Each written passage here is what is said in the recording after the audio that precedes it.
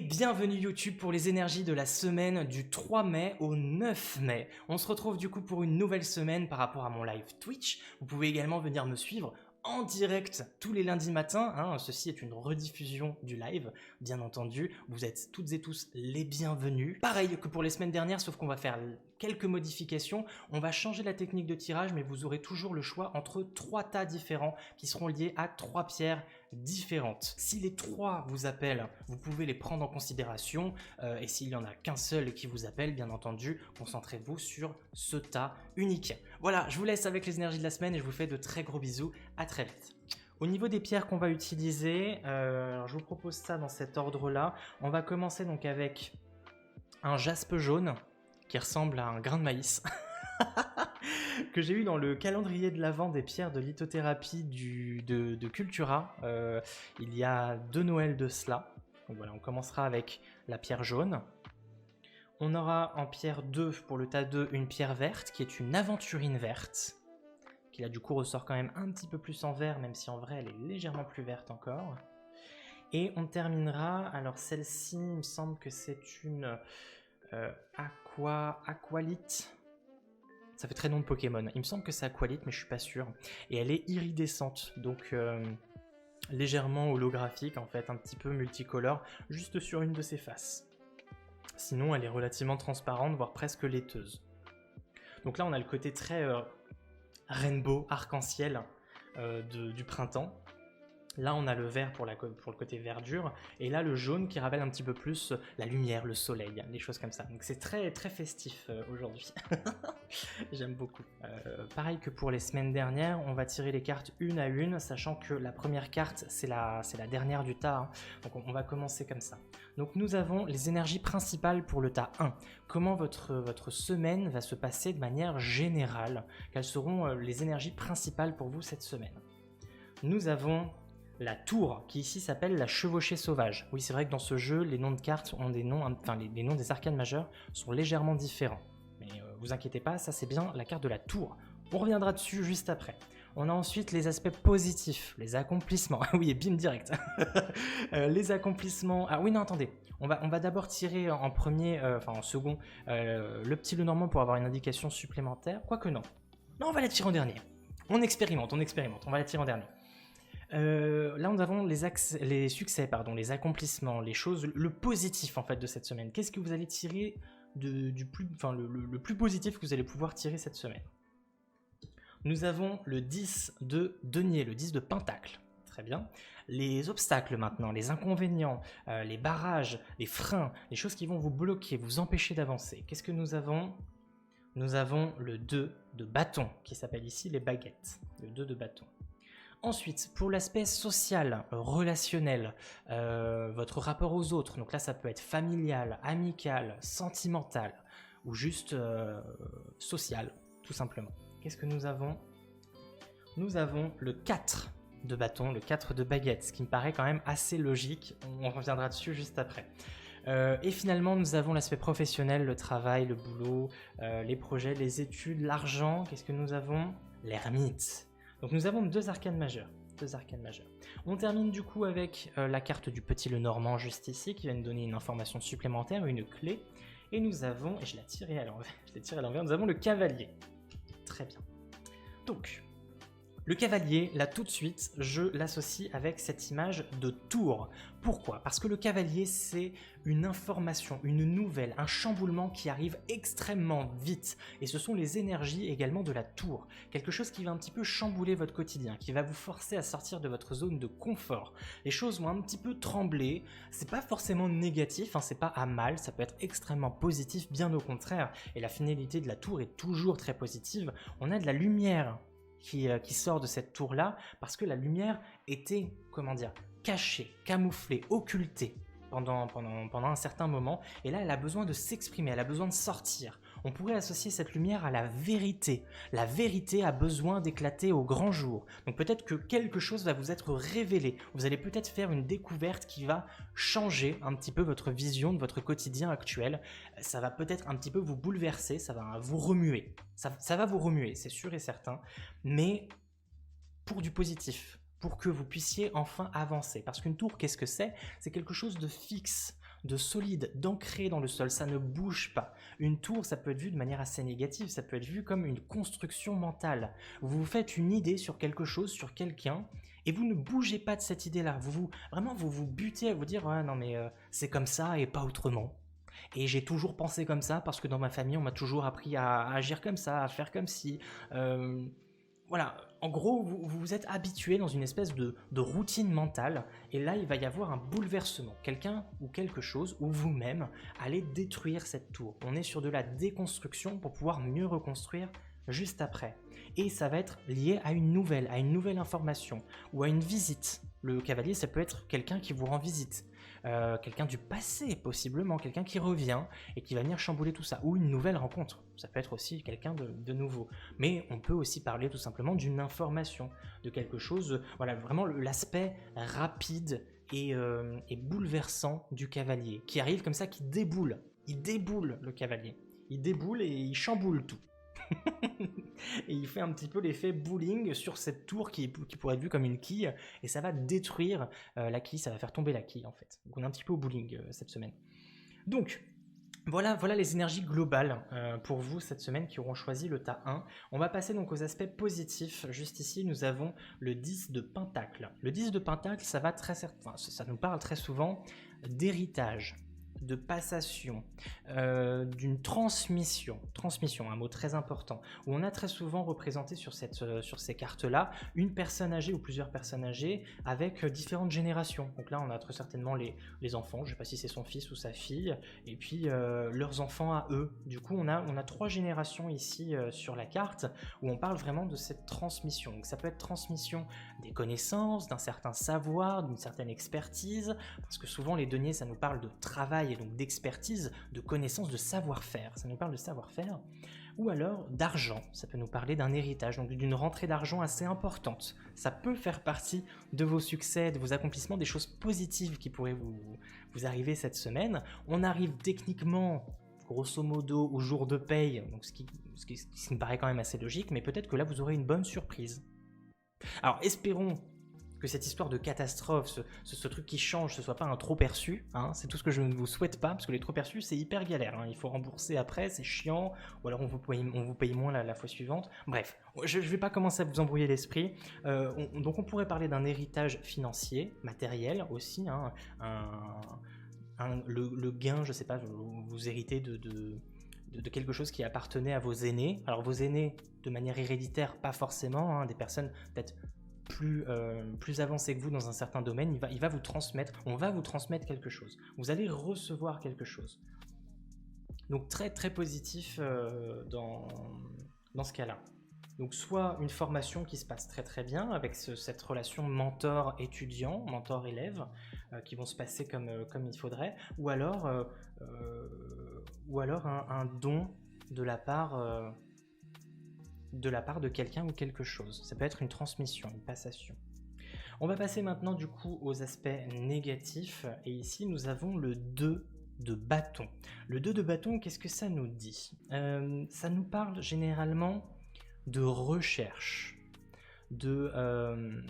comment dire, d'aller rechercher des informations, de prospecter, de planifier, de s'organiser. Ça va nous parler d'organisation, mais vraiment dans l'aspect je prépare le terrain. Donc vu que là on l'a dans les aspects négatifs, ça pourrait justement nous dire un manque de préparation.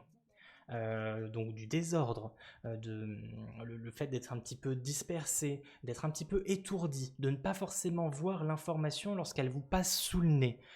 Donc voilà, on pourrait parler de manque d'organisation et d'étourdiment, étourderie. Étourderie. On pourrait parler donc d'étourderie et de manque d'organisation pour vous cette semaine. Donc c'est une invitation à vous canaliser, à vous recentrer, à vous concentrer, parce qu'il y a peut-être des choses très importantes qui vont vous passer sous le nez et vous risquez de ne pas les voir. Notamment avec cette énergie de la tour qu'on a ici, c'est peut-être justement parce que vous allez faire preuve d'étourderie, vous allez être un petit peu perdu, un petit peu dispersé, il y a quelque chose qui va vous tomber sur le bout du nez que vous n'aviez absolument pas prévu, parce que la tour ça nous parle d'imprévu, et là vous allez vous dire bah merde, j'aurais pu voir le truc venir, mais je me suis fait peut-être laisser distraire. Voilà. J'ai été un petit peu distrait cette semaine. On pourrait parler donc de distraction, bien entendu, bien entendu. On passe maintenant à l'aspect social, à l'aspect relation avec les autres. Ça peut être sentimental, ça peut être familial, amical, les collègues, tout ci, tout ça. Nous avons le 4 de bâton et clairement le 4 de bâton nous parle généralement du foyer, de rester à la maison. Peut-être que cette semaine, vous allez vous sentir particulièrement enfermé sur le plan social. On est en plein dedans, hein, on est encore plus ou moins en confinement, même si les choses se débloquent petit à petit. Mais pour vous qui avez choisi le tas 1, on va rester dans cette ambiance un peu confinée, un peu enfermée. Après, ça peut être positif, hein, cette carte-là. On peut vraiment la voir comme la carte du foyer, de la maison, rester avec ses proches, les personnes avec lesquelles on se sent bien, avec lesquelles on se sent à l'aise. Donc c'est cosy. On pourrait parler ici d'une ambiance cosy. Comme on voit sur la carte, ça paraît pas négatif. Je vais peut-être vous faire un petit focus parce que c'est un peu flou. Où on a ce monsieur et cette madame qui échangent tranquillement sous 4 bâtons qui pendent comme ça et qui techniquement dans la plupart des tarots sont représentés plantés dans le sol, en carré, et ça forme un petit peu comme 4 murs de protection. Donc on pourrait parler de protection, de protéger, de rester avec ses proches, avec son cercle personnel, vraiment son cercle le plus intime. Peut-être que c'est une invitation à vous rapprocher de ces personnes-là et à ne pas vous disperser. On parle ici de dispersement hein, dans les aspects négatifs, les barrages, les contraintes, les choses, la négativité qui risque de planer sur vous cette semaine. On vous dit attention, ne vous dispersez pas trop. Peut-être que c'est pas uniquement sur le terme des recherches, etc., mais peut-être aussi au niveau des relations. Ne vous dispersez pas trop, n'allez pas trop papillonner à droite ou à gauche, restez plus avec votre cercle familial, familial entre guillemets, hein, les gens que vous considérez comme votre famille, pas forcément la famille de sang, mais vraiment les personnes dont vous êtes le plus proche, parce qu'ils vont très certainement vous être d'un soutien crucial cette semaine. Donc voilà, peut-être une invitation à ne pas trop vous éparpiller aussi sur le plan social.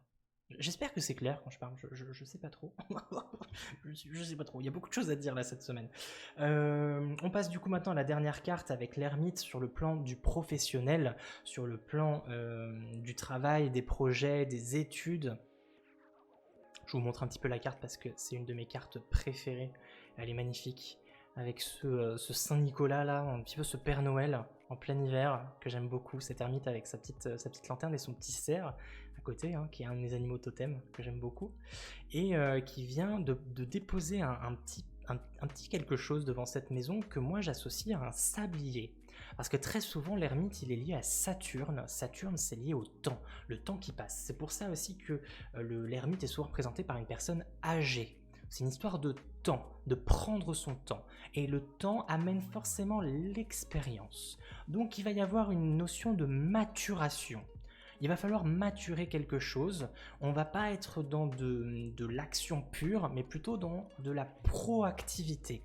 Dans une espèce de moments un peu de calme, parce que souvent l'ermite c'est un petit peu la traversée du désert ou la traversée des steppes enneigées. C'est très souvent représenté soit par un désert, soit par quelque chose de très hivernal, hein, la carte de l'ermite. Ça va être ce moment un petit peu de calme, de retrait aussi, d'isolation, de solitude, dans les aspects les plus négatifs, peut-être aller travailler en solo, d'autonomie aussi, très important. L'ermite, c'est une carte d'autonomie qui va vous pousser, vous encourager à vous débrouiller par vous-même en fait, d'exploiter vos capacités en mode survie, en mode je me débrouille tout seul, je montre de quoi je suis capable, et de par cet élan d'autonomie, vous allez montrer l'exemple. Parce que l'ermite, c'est aussi un guide, de par le fait qu'il prenne les actions de lui-même, en fait, qu'il fasse les choses par lui-même, il va montrer aux autres que c'est possible, et les autres vont naturellement suivre son exemple. Donc c'est pour ça qu'il est souvent représenté avec une lanterne, et souvent dans un paysage de nuit, un truc un peu nocturne, parce qu'il va s'aventurer au loin, et tout ce qu'on va voir, en fait, de là où on est, c'est une petite lumière, comme ça, au fond, très loin.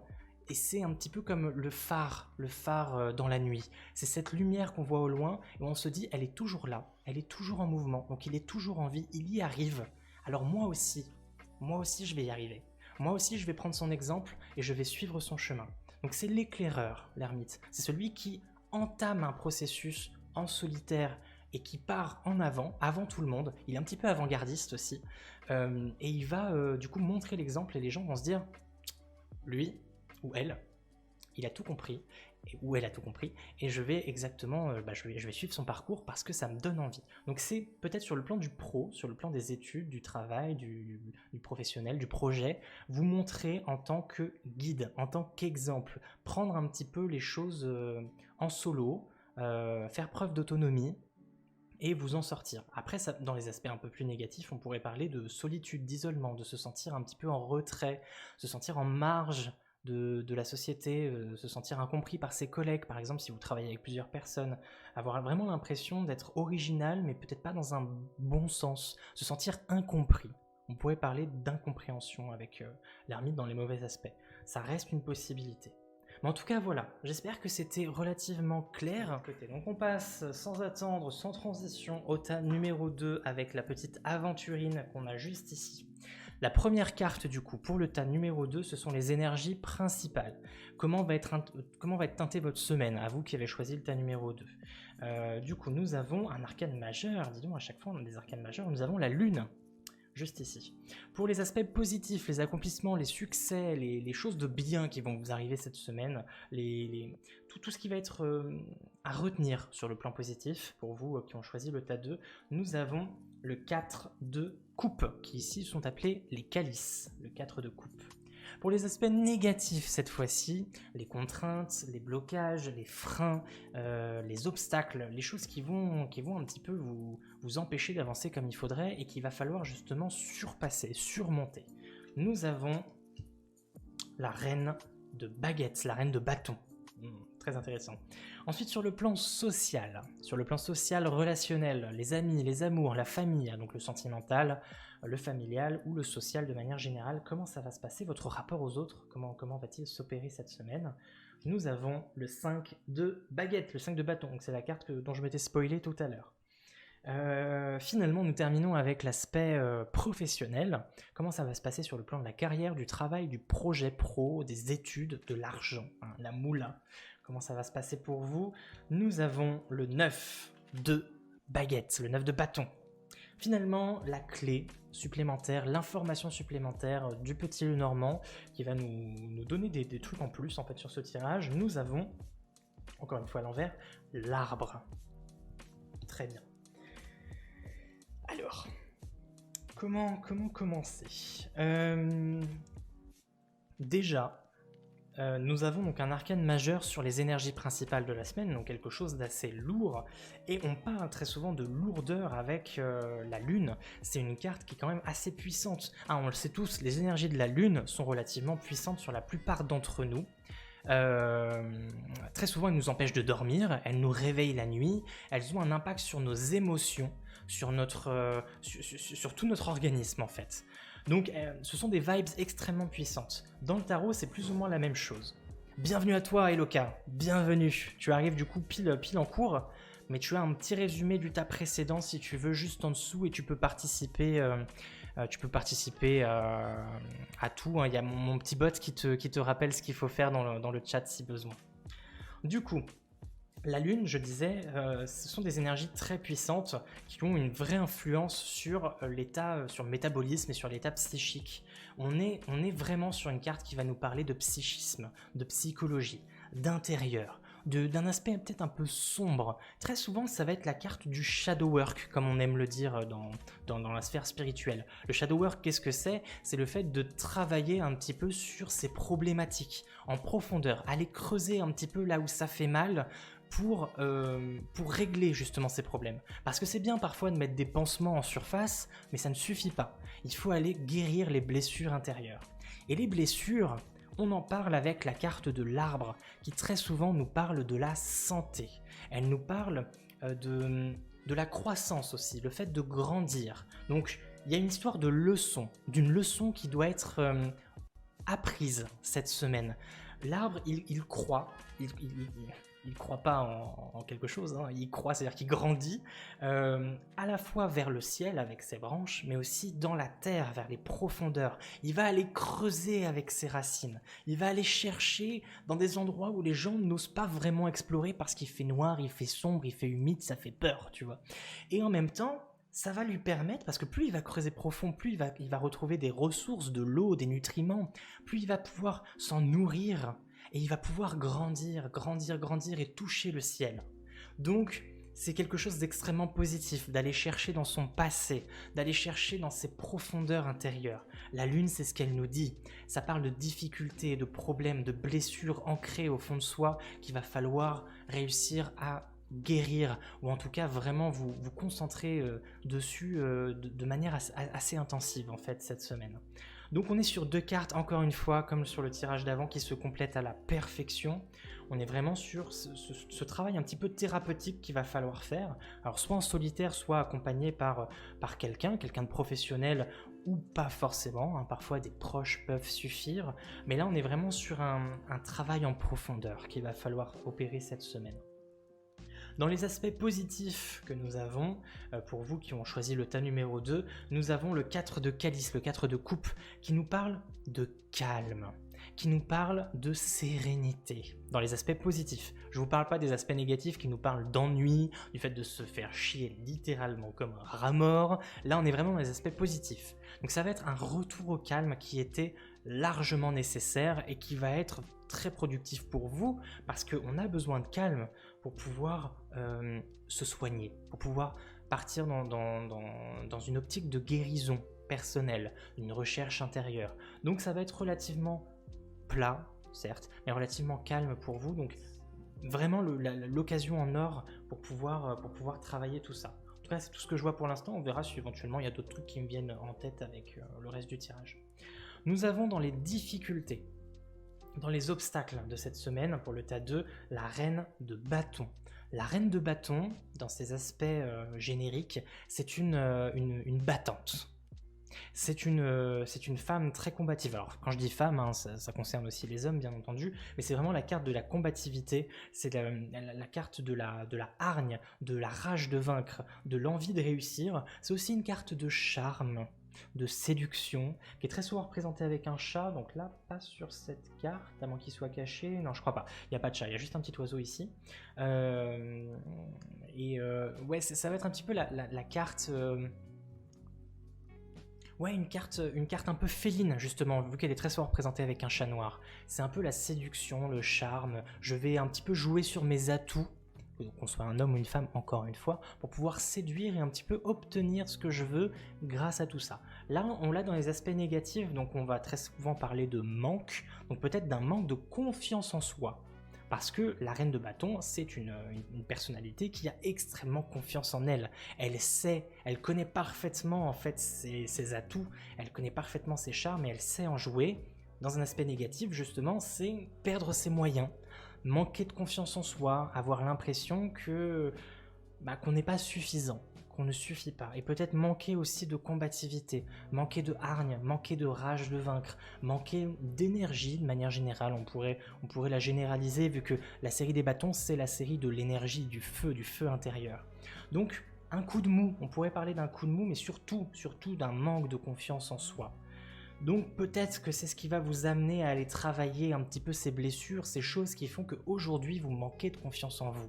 Ça va être la semaine idéale, vu que vous allez avoir du temps, hein, visiblement, pour pouvoir travailler tout ça, aller vous poser les bonnes questions, aller consulter possiblement. Ça peut être vraiment, je pense, très très encourageant pour vous, très positif. Là, les énergies font que cette semaine, si vous entamez, admettons, si vous vous posiez les questions, est-ce qu'il faut que j'entame une thérapie aujourd'hui ou pas, et que vous étiez un petit peu dans la tergiversion à se dire est-ce que je le fais pas, est-ce que ce sera bien vu ou pas, est-ce que ceci, est-ce que cela, là je pense que cette semaine ce sera idéal pour vous lancer. Avec un professionnel si possible, un ou une professionnelle, sinon au moins en parler. Il y a un besoin de communication, parce que là il n'y aura pas possibilité de faire ce chemin seul, c'est sûr et certain. Voilà. On passe du coup maintenant à l'aspect social, l'aspect relationnel, amical, familial, social, comme je l'ai dit juste avant, donc de manière générale, votre rapport aux autres. Et nous avons le 5 de baguette, le 5 de bâton, qui ici est plutôt représenté de manière assez positive. Si tu pouvais faire un focus parfait. On a 5 étudiants en magie qui sont autour d'un feu de camp la nuit, qui s'entraînent peut-être en douce, possible.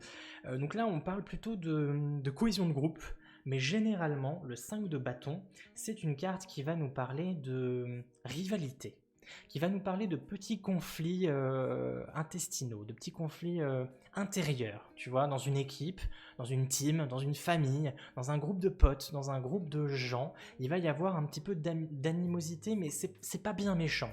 On n'est pas non plus sur un 5 d'épée, où le 5 d'épée c'est vraiment, c'est violent, c'est très violent.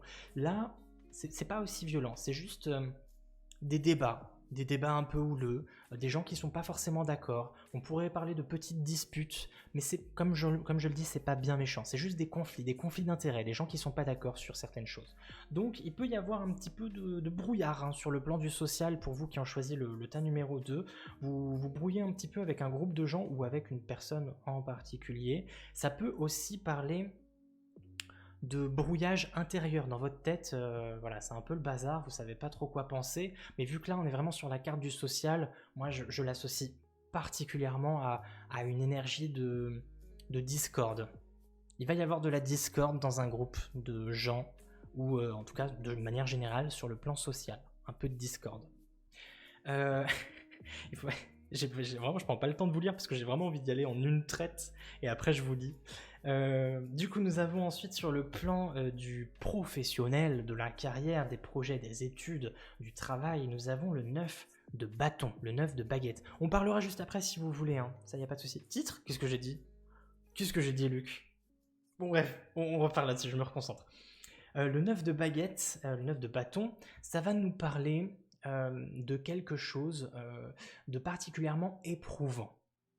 Vous êtes très certainement fatigué sur le plan du professionnel. Si vous recherchez un emploi, par exemple, vous êtes éreinté parce que vous avez l'impression que vous n'allez jamais trouver de travail.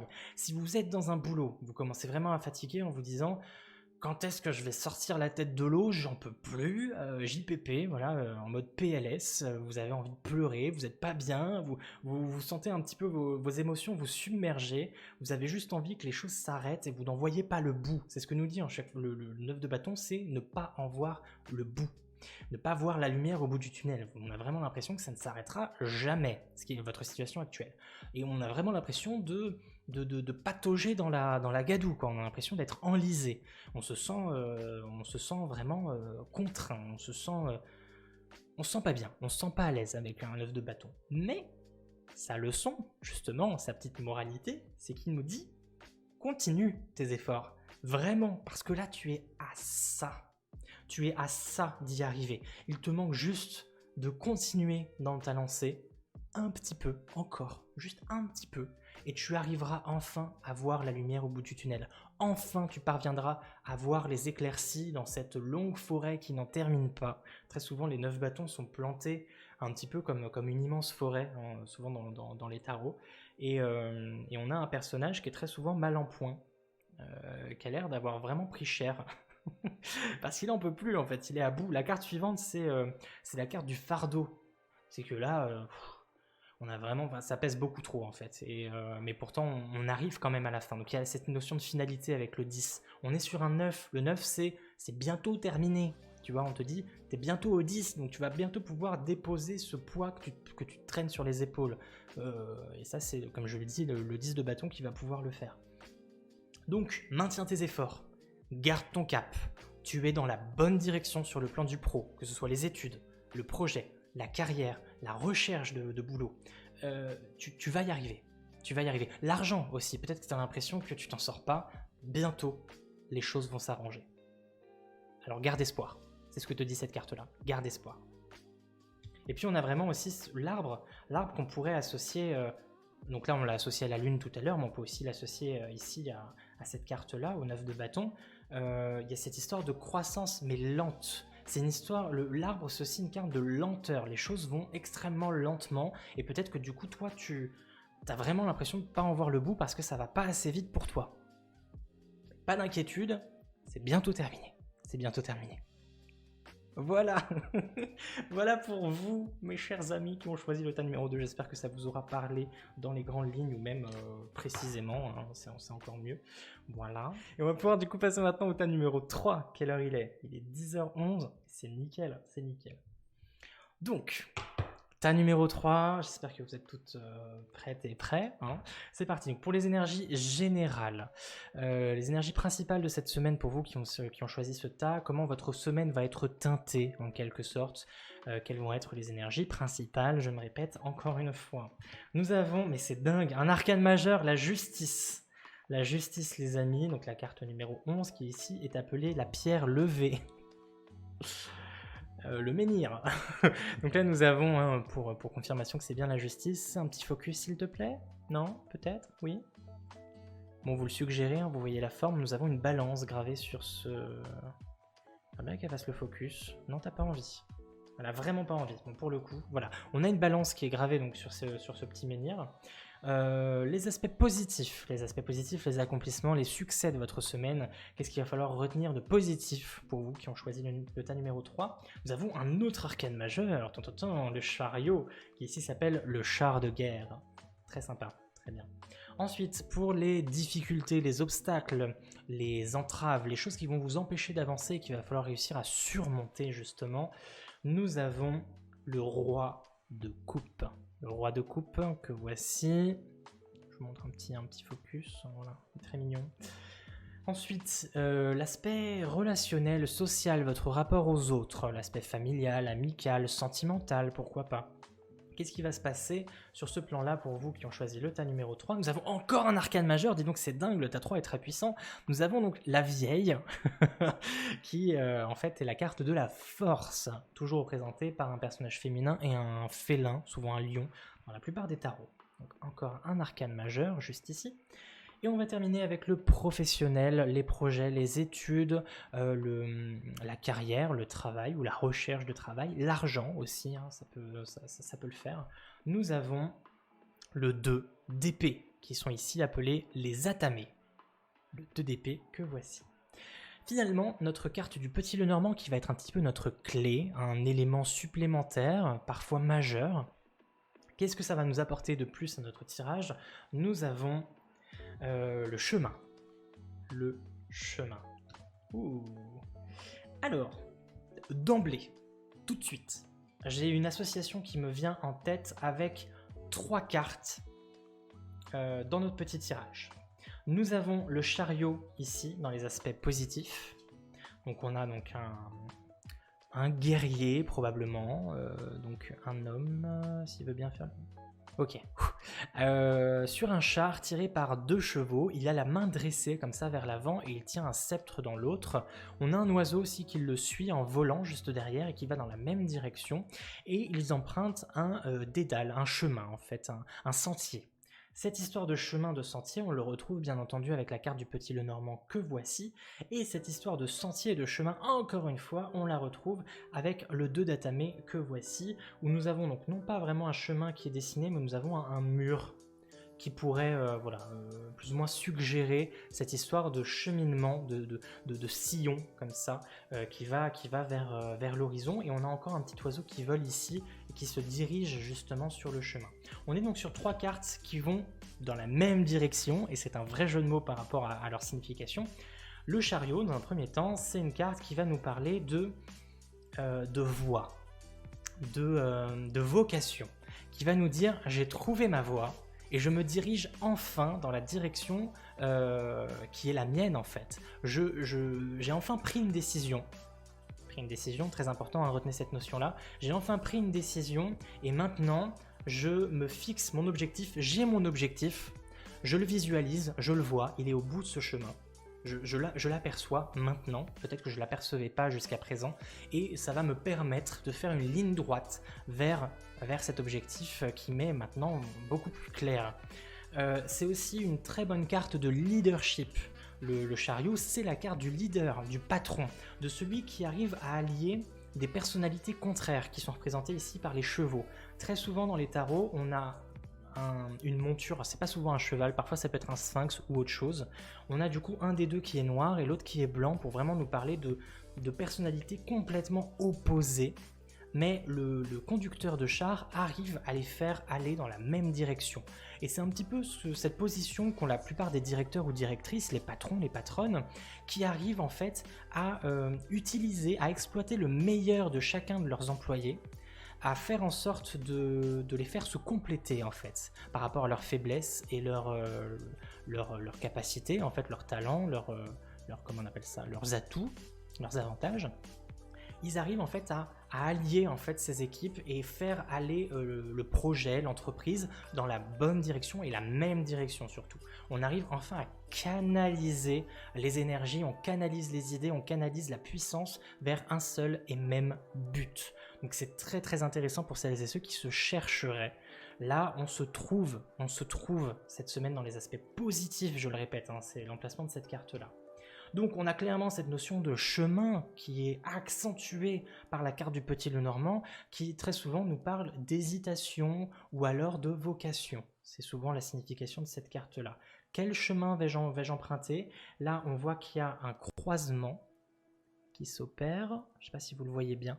On voit qu'il y a un petit sentier qui part ici dans la forêt et un autre qui va vers une grotte ou un temple. Si ça pouvait faire un meilleur focus, ça me plairait en fait. Bon, grosso modo, vous l'avez vu, hein, et ça passe sur un petit pont. Donc ça peut aussi nous parler de difficulté quelque part, mais c'est pas une très grosse difficulté. On n'est pas sur la carte de la montagne. Donc bref, c'est un chemin à prendre. Au bout d'un moment, il va y avoir peut-être une décision à prendre. On revient sur cette notion de décision avec le 2 d'épée qu'on a juste ici, qui est la carte qui va nous demander de faire un choix. C'est un peu la carte du dilemme. La carte de... il va falloir choisir, mon petit ou ma petite, parce que là, tu as plusieurs possibilités qui se présentent à toi et il va falloir faire le bon choix. Donc, on va te demander de te concentrer, de te poser peut-être un petit moment, de faire le vide dans ta tête. Très souvent, cette carte-là est représentée par un personnage avec les yeux bandés, avec les bras croisés comme ça, avec 2 épées, une épée dans chaque main, très souvent devant un sentier qui bifurque. Et justement, cette personne doit faire un choix, elle doit prendre une décision. Donc sur le plan, là on l'a sur le plan de la carrière, du professionnel, du projet, des études, il va falloir prendre une décision très importante qui aura de lourdes conséquences sur ton avenir. Donc il y a une vraie notion de dilemme. On peut aussi avoir cette notion de jauger, juger, faire la liste du pour et du contre avec la carte des énergies principales de la semaine qu'on a juste ici, la carte de la justice. Où on a du coup ce petit bosquet avec ce menhir qui est éclairé par les rayons du soleil. Et la carte de la justice, c'est justement fais le pour et le contre. Vois en toi qu'est-ce que tu veux le plus. Qu'est-ce qui est le plus juste pour toi. On te parle de faire preuve de justesse avec toi-même. Donc fais le vide cette semaine. Il va t'être demandé d'être particulièrement concentré. La justice, c'est une carte assez grave, assez sérieuse. Elle déconne pas, elle blague pas la carte de la justice parce que les conséquences sont lourdes, comme dans n'importe quel procès, judiciaire, etc. Les conséquences sont lourdes. Donc il va falloir peser le pour et le contre, d'où cette notion cette imagerie de la balance. Il va falloir peser le pour et le contre pour prendre une décision qui va te permettre d'entamer un sentier qui est le tien. Tu vas prendre une décision et tu vas t'y tenir. Tu vas enfin choisir le chemin que tu vas pouvoir emprunter. Alors, de manière définitive, non. Enfin, rien n'est vraiment ancré dans le temps ou dans l'espace. Rien n'est vraiment définitif. Mais au moins, c'est un objectif que tu vas réussir à te fixer, que tu ne parvenais pas à te fixer jusqu'à présent. Et ce qui est marrant, c'est que dans la carte des difficultés, des obstacles, des choses qui vont un petit peu ne pas te faciliter la tâche cette semaine, nous avons le roi de coupe. Le roi de coupe... Ok, il veut plus faire le focus. Cette cam m'énerve. Du coup, le roi de coupe, qui est représenté ici avec un magnifique buffet devant lui. Donc, il a un petit peu tout ce qu'il veut, ce roi de coupe. Il mange bien, il mange à sa faim, il se fait plaisir. Il se fait plaisir parce que il se maîtrise. Les rois maîtrisent leur catégorie. Là, on est dans la catégorie des émotions avec les coupes. Donc, il maîtrise ses émotions. Il se connaît par cœur. Il sait ce qu'il veut. Là, on l'a dans les difficultés, en fait, dans les inconvénients, dans les barrages. Donc, ça pourrait traduire le fait que vous ne savez tout simplement pas ce que vous voulez. Et c'est pour ça que le choix risque d'être très difficile, très long, très fastidieux, très douloureux. Vous ne savez pas ce que vous voulez. Vous êtes en pleine hésitation et c'est très dur parce que vous voyez peut-être des avantages conséquents et des inconvénients conséquents, quel que soit le choix que vous faites. Alors après, je parlais de 2 choix, mais il peut y avoir plusieurs choix. Hein. C'est pas forcément 2, ça peut être 3, 4, qu'importe. Mais voilà, il va y avoir des difficultés à savoir ce que vous voulez vraiment. Donc courage, celles et ceux qui ont choisi le tas 3, et procédez bien de manière organisée avec cette notion de peser le pour et le contre avec la justice. Il va vraiment falloir prendre le temps avec voilà, ce 2 d'épée, prendre le temps de bien mûrir votre réflexion et ne surtout pas vous précipiter et prendre le premier truc qui vient. Il y a de la réflexion qui est nécessaire là pour le coup. Et j'ai l'impression que beaucoup de choses tournent autour du projet et de la carrière. J'ai l'impression que c'est vraiment centralisé là-dessus, vu que toutes les cartes rentrent en corrélation vers cette carte de la carrière qu'on a ici avec ce 2 d'épée. On en revient du coup maintenant sur le plan social, qui lui aura peut-être une importance particulière, vu que je le répète, c'est un arcane majeur. Nous avons la carte de la force. Qu'est-ce que c'est la carte de la force? C'est une carte d'équilibre, de cohésion, de confiance en soi. Cette carte-là, une très très forte carte de confiance en soi. Et on l'a sur le plan du social. Donc il va y avoir un rapport de confiance, une confiance extrême qui va se porter sur des personnes qui vous sont proches. Donc il va falloir possiblement vous rallier vers des personnes de confiance pour leur demander conseil. C'est très important. Là, on n'est pas sur un travail qui va s'opérer seul, on n'est pas sur une prise de décision qui va se faire seule. Vous allez devoir être accompagné avec les personnes dont vous faites le plus confiance. C'est très important. Pas la première personne que vous croisez, pas le collègue lambda à qui vous parlez tous les 4 matins, vraiment une personne que vous avez l'habitude de côtoyer, qui a l'habitude de vous soutenir et de vous aider, quelqu'un, ça peut être n'importe qui, un parent, un enfant, un conjoint, une conjointe, un ami, un frère, une sœur, quelqu'un de la famille, ça peut être voilà, vraiment une personne à qui vous avez l'habitude de parler, de vous confier, et avec lesquels vous avez de très forts rapports. Donc voilà, un choix va devoir être opéré, il ne va pas se faire seul, il va falloir beaucoup de temps, beaucoup de maturation, faire le pour et le contre pour enfin comprendre qu'est-ce que vous voulez vraiment et partir sur cette direction et vous tenir à ces objectifs. Et je vous rassure, je vous l'assure même, que ça va être particulièrement satisfaisant d'avoir enfin trouvé ce en quoi vous êtes fait. Votre vocation, votre voie, ce truc que vous avez toujours plus ou moins recherché. Voilà. Voilà pour le tas numéro 3 et je trouve ça quand même très encourageant et très positif, mes chers amis. Et voilà, c'était les énergies de la semaine. N'hésitez surtout pas du coup à venir me suivre directement sur ma chaîne Twitch, mais également sur notre serveur Discord. C'est un lieu de rencontre où on partage tous ensemble sur tout un tas de sujets. Donc n'hésitez surtout pas à nous rejoindre, on s'y amuse bien. Je vous laisse tous les liens juste en dessous. Voilà, des bisous et à très vite.